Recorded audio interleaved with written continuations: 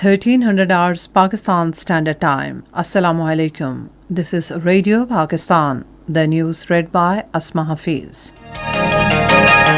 First, the headlines. Prime Minister has appreciated overseas Pakistanis for sending record $24.2 billion remittances in first 10 months of current fiscal year. Federal Cabinet meeting chaired by Prime Minister in Islamabad is discussing overall political and economic situation of the country. Foreign Minister says contacts are being established with different countries to get stopped Israeli persecution of Palestinians. In Indian illegally occupied Jammu and Kashmir, Indian troops in their fresh act of state terrorism martyred 2 more Kashmiri youth in Srinagar. And now the news in detail. Prime Minister has thanked the overseas Pakistanis for sending record $24.2 billion remittances during the first 10 months of current fiscal year. In a tweet today, he said he always believed that overseas Pakistanis to be the country's greatest asset, and record remittances show their trust in Nya Pakistan. The Prime Minister said the remittances during the month of April rose to an all-time high of $2.8 billion. A meeting of Federal Cabinet is in progress in Islamabad with Prime Minister Imran Khan in the chair. It is discussing overall political and economic situation of the country besides the overall COVID-19 situation. Foreign Minister Shah Mahmood Qureshi, who is in Turkey, has said that contacts are being established with different countries to get stopped the Israeli persecution of Palestinians. In a statement today, he said the Muslims residing in European countries must also play their role in this regard. Shah Mahmood Qureshi said the bombardment in Palestine has resulted in power outage and affected the supplies of essential commodities. He said it will be lamentable if the international community remains silent on the Palestinian situation. The Foreign Minister said that Israel is further complicating the matter and its bombardment is making it impossible for the Palestinians to access the healthcare facilities. Shah Mahmood Qureshi said hurdles are being created so that the Palestinian Foreign Minister could not attend the UN General Assembly session. He said we will wait for the Palestinian Foreign Minister and want him to accompany us for the session.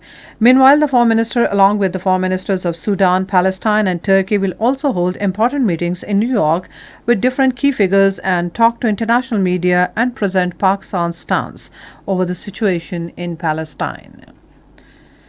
The fourth meeting of the UN Security Council is being held today aimed at stemming hostilities by Israel against Palestinians. According to media reports, UNSC session is called after the United States blocked the adoption of a joint statement calling for a halt to Israeli violence for the third time in a week.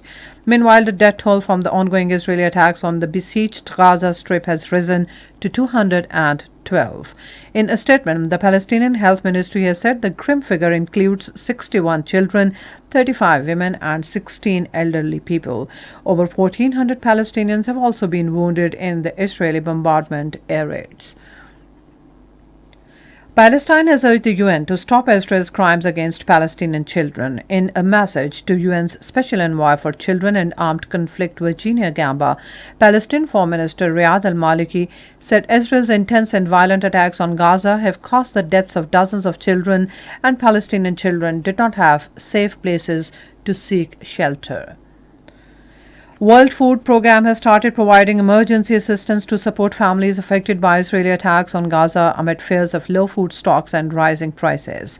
The cash support from the UN agency will benefit more than 51,000 people in northern Gaza. In Indian illegally occupied Jammu and Kashmir, Indian troops in their fresh act of state terrorism martyred 2 more Kashmiri youth in Srinagar today.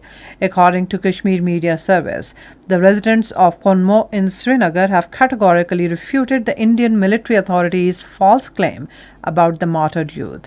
The residents told the media that it was a clear case of fake encounter, as has been a practice of the Indian troops of killing the Kashmiri youth so far. In India, at least 21 people have been killed and 96 missed after a vessel adrift off Mumbai's coast and sank during Cyclone Taukte. According to the Indian Navy, the vessel was carrying 273 people when it started drifting yesterday as strong winds battered western coast. And that is the end of this news bulletin. For more news and analysis, log on to our website radio.gov.pk and also watch live video streaming of our bulletins on the link facebook.com/Radio Pakistan News Official.